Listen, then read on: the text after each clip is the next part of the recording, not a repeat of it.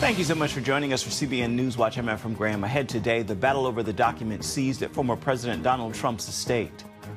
And the political division is deepening, with President Joe Biden calling Trump supporters semi-fascist. The MAGA Republicans don't just threaten our personal rights and economic security. They're a threat to our very democracy. Republicans demanding an apology as a federal judge apparently ready to appoint a special master to review the documents taken by the FBI. After the U.S. pullout from Afghanistan, American intelligence agencies have shifted away from focusing on terrorism to the next great threat to the U.S., China. The Chinese have shown that they are willing to pursue our personal data at a scale unlike anything anywhere else in the world. We'll hear how the U.S. intends to tackle this growing danger. Cancer patients living for years after being told they only had weeks to live at a clinic in Mexico. And along with medical treatment, it includes spiritual ministry. So there is no other clinic in Tijuana that actually has a pastor on the payroll, praying for patients every day, opening with praise and worship. We'll bring you the story of the Oasis of Hope, which has seen miracles of healing and salvation, and how many young recruits rely on their faith in God to become members of the Marines. Without a doubt, the only way, I believe at least I got through this, was faith in Christ. Because a bunch of this stuff, like I said, mentally was, kind of scary and intimidating. But, faith, I'll tell you what, it gets you a long ways. All those stories and more today on CBN Newswatch. We began this half hour with the deepening political divisions in the United States and the legal battle over the documents taken by the FBI during their search of former President Trump's estate. A federal judge is likely to appoint what's called a special master, as requested by President Trump, to conduct an independent review of the records that were taken.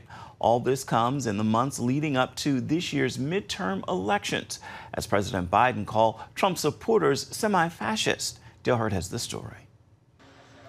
Judge Eileen Cannon has indicated she's inclined to approve the so-called special master at a hearing Thursday, a third-party expert to examine the evidence seized by the FBI on August 8th. As intelligence officials review the Trump documents for possible security risks, Republicans want more information on the reason for the raid. They didn't get it from the heavily redacted documents released to the public. Congressman Andy Biggs tweeted to the Justice Department, "This is unacceptable. The American public deserves more transparency." Calling the FBI a threat to democracy, Donald Trump's fundraising team has been hauling in $1 million a day in donations from his supporters. Within a week of this raid, the Trump online fundraising actually exploded because clearly, even if there weren't nefarious intentions behind it, for all of us who are just kind of onlookers or bystanders, it looks very dubious. Over the weekend, Joe Biden called Trump supporters a threat to democracy and a semi-fascist movement. The MAGA Republicans don't just threaten our personal rights and economic security. They're a threat to our very democracy. They refuse to accept the will of the people. But we've chosen a different path. Forward. The future, unity, hope, and optimism. Republican Governor Chris Sununu says Biden should apologize. Effectively call half of America semi-fascist because he's trying to stir up controversy. He's trying to stir up this anti-Republican sentiment right before the election.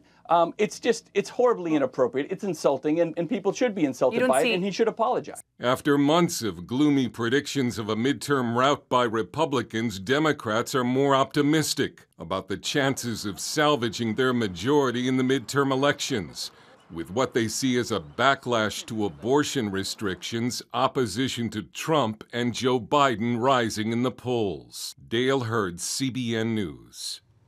1 year after the United States withdrawal from Afghanistan, the state of religious freedom in the country is bleak. Christians in the country face severe persecution. And in a hearing last week, the U.S. Commission on International Religious Freedom described what life is like for minorities in the country since the Taliban took over, concluding that for many, the only chance of safety and freedom is to simply leave. Policymakers across the U.S. government in every nook and every silo of our sprawling democracy must realize that this, for many Afghans, the only option for survival, the only option for freedom, the only option to be able to build meaningful lives is to leave. And leaving requires assistance, especially from members of minority religions, ethnic minorities, and other groups who cannot survive, let alone thrive in Afghanistan. That was Joseph Azzam, who went on to say there is a long history of believing Christians and Jews in Afghanistan, but unfortunately, both groups now practice their faith in hiding. The Biden administration's chaotic move to pull out of Afghanistan not only ended a 20-year military presence, it also led to a major shift for America's intelligence community. As national security correspondent Caitlin Burke shows us, now their focus is on the next great threat, China. U.S. intelligence experts are in the business of adapting. During the Cold War, the focus turned to Russia. After 9/11, the priorities switched to counterterrorism. Now a new era is underway. We see a pivot back towards great power conflict, Russia and China in particular, but also Iran and North Korea. Challenges from nation states, not from terrorist organizations. Former CIA officer Paul Colby, now an intelligence expert at Harvard, says China in particular will be a long-term focus. China represents an enduring threat. So for the next 1, 2, 5, 10, 20, 50 years, we're going to be having some of the same discussions. To counter Beijing, intelligence agencies have quietly moved hundreds of officers and major resources to this threat. Last October, the CIA launched the China Mission Center, a unit focusing explicitly on Beijing. The CIA is also making emerging technologies a priority, given how the Chinese have used it as a primary means of espionage. The Chinese have shown that they are willing to pursue our personal data at a scale unlike anything anywhere else in the world. FBI Director Christopher Wray says China holds more U.S. corporate and international data than any other country combined, and regularly targets U.S. government, infrastructure, and research. Intelligence officials also believe this data is gathered through apps like TikTok. If you can collect that massive amount of data on a regular basis, just using artificial intelligence and other analytic tools, there's tremendous advantages if you can get that. Collecting data on Beijing, however, is no easy feat. China is a closed authoritarian state with a massive surveillance apparatus and major restrictions on what's allowed in and out of the country. Colby says the U.S. will need to take a play from their book to be effective. To understand what's happening in China, to understand their capabilities, and to understand their plans and intention, what's in Xi Jinping's head, that requires a large, focused, patient intelligence collection effort. Caitlin Burke, CBN News. Coming up, they were told they had only weeks to live, so how are these terminal patients surviving for years? We're going to take you inside the cancer center that's saving lives from all over the world. When we come back, stay with us.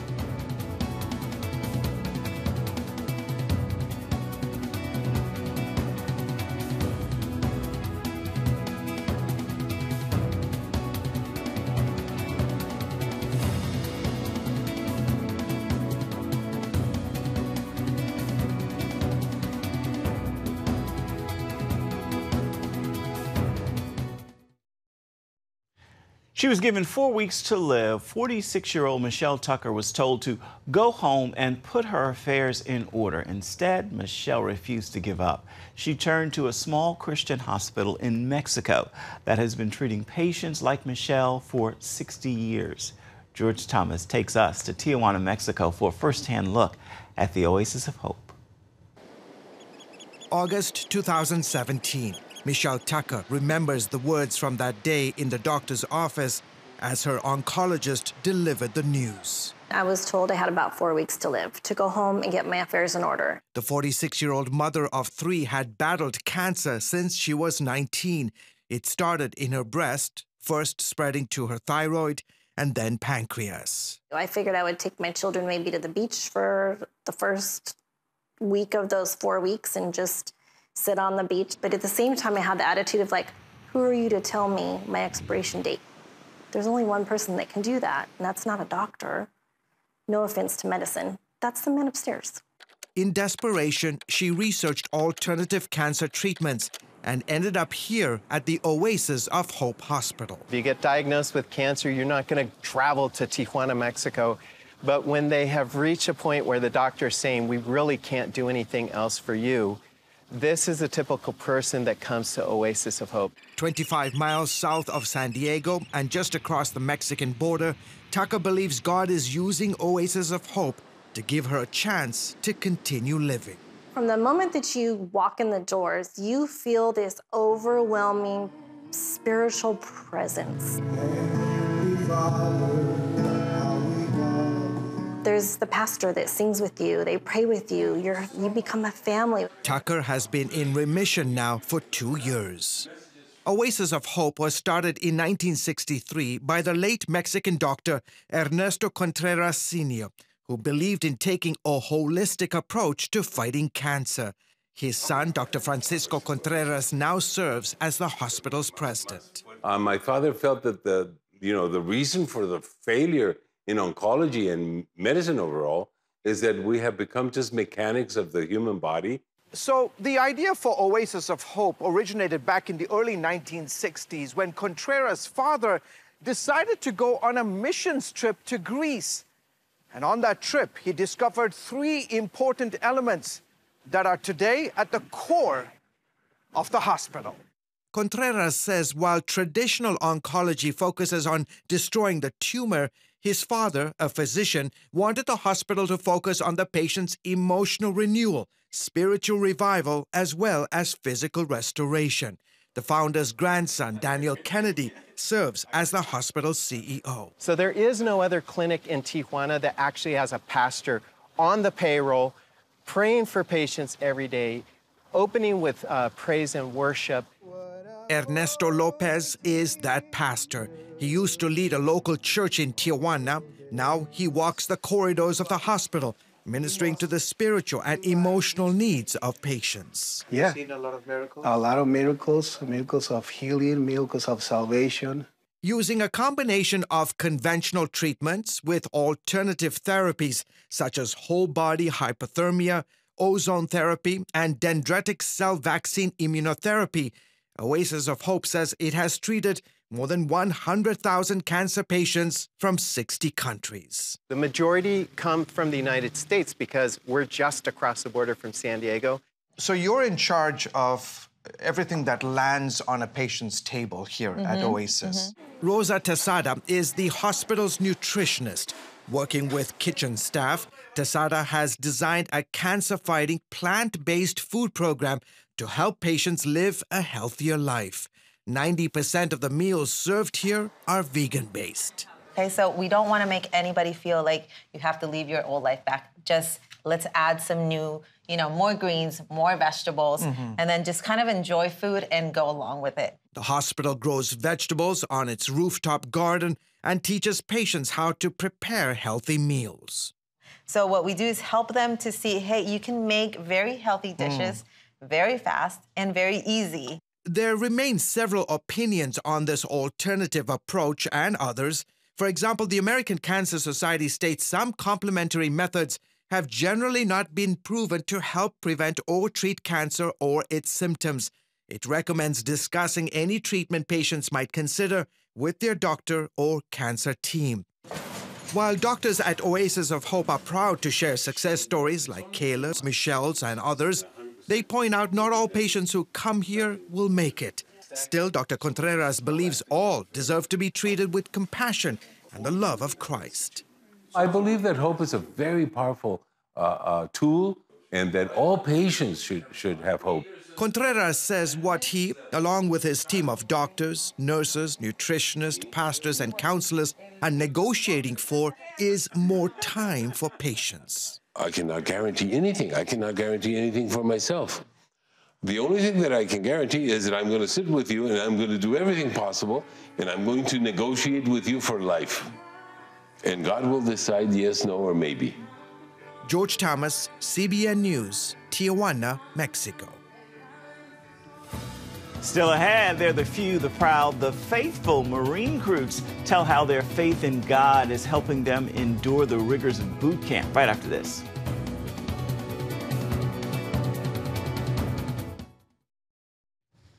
Honor, courage, and commitment. These are core values of United States Marines. Many young recruits rely on their faith in God to become members of this elite fighting force. Mark Martin traveled to Marine boot camp on Parris Island, South Carolina, to bring us their story. It just feels super honorable to have that title, United States Marine. CBN News caught up with Jacob Watson as he was about to graduate from boot camp. He's following in the footsteps of both his parents. It's like something I will never forget or take for granted. Plus, some of the stuff that I've learned was like stuff I never thought I could do. So it was really a blessing to be able to conquer most of these things that I was afraid about at first. But thanks to the Marine Corps, I was able to do. Watson points to his Christian faith for helping him stay the course. Without a doubt, the only way I believe at least I got through this was faith in Christ. Because a bunch of this stuff, like I said, mentally was, kind of scary and intimidating. But, faith, I'll tell you what, it gets you a long ways. It's the same story for others here at the Marine Corps Recruit Depot in Parris Island, South Carolina. Throughout boot camp, reading my Bible and praying, it seemed to help me a lot. And I remember thinking maybe I can't go through this. But I remember just thinking, well, if I have come this far, then God can definitely get me through the rest of it. Through forming week, I was really just in my head, really, and I needed some help. We went to church, and I was praying to the Lord at night, and I was asking for some words of encouragement. And that next day, 3 songs back to back, just you're an overcomer. He's in a fight. You're in the fight to the final round. So I fought all the way throughout boot camp. Here's the chapel at Parris Island Marine Corps Recruit Depot. There are 9 chaplains on duty at this installation, and one of their roles is to make sure that every person has the right to practice his or her faith and is free of discrimination. I'm ensuring that that their First Amendment right is being constitutional right is being protected to exercise their religion. Lieutenant Dawn Ashley is one of the 9. I care for them, and that sometimes is through counseling, a lot of times through counseling here at Parris Island because it's boot camp and they're stressed a lot of depression, a lot of anxiety. So we care for them pastorally also. She said, I wrote this down when you said it, and I meditate on it. I pull it out when I'm having a hard time. I pull it out when things feel like they're really closing in on me, and it gives me a sense of hope. And so as a chaplain, that was one of those moments where I realized that the work that we do really does impact people. It really does kind of buoy their spirit and help them grow in their walk of faith. Those who we get the honor of serving here, regardless of their faith, we have found that spirituality plays an important part. And for those that are Christians, we've really seen how they have received breakthrough from all of their past challenges, breakthrough while they're here, and we see them really evolve to their higher level of self through Christ Jesus. And we're so honored that we get to love on them, to support them, and to walk alongside with them in this journey. A lot of times they run away from the faith. They get here and they think they can do it on their own, and they quickly understand that they can't do it on their own. They need God. They need that connection with God. And so a lot of them come back to their faith while they're here. Jesus means everything to me. As a drill instructor, Staff Sergeant Evelyn Espinal must be tough as nails to train these recruits. Still, she faces difficult times and shared how the love and strength of God gets her through. It was a very, very, very emotional time for me. I don't cry often, but when it comes to God and Jesus, I bawl my eyes out. And I needed that. I really needed that. I needed that strength to push through because I was struggling. It was my first years as a drill instructor. Those are the hardest years. Captain Stephen Sigmund hopes how he lives his Christian faith will be seen and possibly inspire fellow Marines. Definitely not perfect by any means. No one really is, and Christ did not expect that out of folks either. But to be able to, maybe one person at a time, have someone look at you and say, they are different. There's something that's maybe different about them. And hopefully letting some form of Christ in me manifest itself to be able to have an example that maybe I'm making an impact on one person in each unit that I go to. Allowing his faith to make an impact, an action Sigmund describes as fulfilling God's calling to be the change or light in the world. Mark Martin, CBN News, Parris Island, South Carolina. Coming up, legendary television host Kathie Lee Gifford shares the story of her encounter with famous shock jock Howard Stern, how she forgave him for his one-sided feud with her, and their phone conversation afterward. We're going to have that story for you when we come back. Stay with us. Legendary daytime television host Kathie Lee Gifford is opening up about her brief but powerful encounter with shock jock Howard Stern. It happened back in 2012. He was embroiled in a one-sided feud with her for decades, apparently because of her Christian faith. She told the Prodigal Stories podcast she and Stern were in the same building and NBC employees were trying to keep them apart. But she said the Lord spoke very, very clearly to me. He said, "Kathie, I want you to go downstairs and say hello to him." I'd never met him. I'd never watched his show. She said to him, "Hi, I'm Kathie Lee. I think it's about time that we said hello. I just want to wish you all the best on the new show, and that's it. Just take care. Have a good day." Stern later left her a voicemail asking for her forgiveness, and he called back, and they talked for about 20 minutes. She told him she forgave him 30 years earlier and had been praying for him ever since. And she said the reason for her forgiveness was because Jesus has forgiven her sins. You can find the whole story of their meeting and the phone conversation at cbnnews.com. Time now for your Monday motivation, and today I want to leave you with this thought to begin your week. God is doing a great work in you, to you, and through you, but it isn't just for you. It's for those you touch and introduce to Him. God works it all together for your good, but it's always for His glory. With that word, I encourage you to make today a marvelous Monday and be sure to have yourself a wonderful week. That will do it for this edition of CBN News Watch. You can always find more of our programs on the CBN News channel at any time, as well as online at cbnnews.com. Let us know what you think about the stories you've seen here today. You can email us, newswatch@cbn.com. And of course, you can always reach out and touch us on Facebook, Twitter, and Instagram. We certainly would love to hear from you. Again, make it a marvelous Monday. We'll see you right back here tomorrow.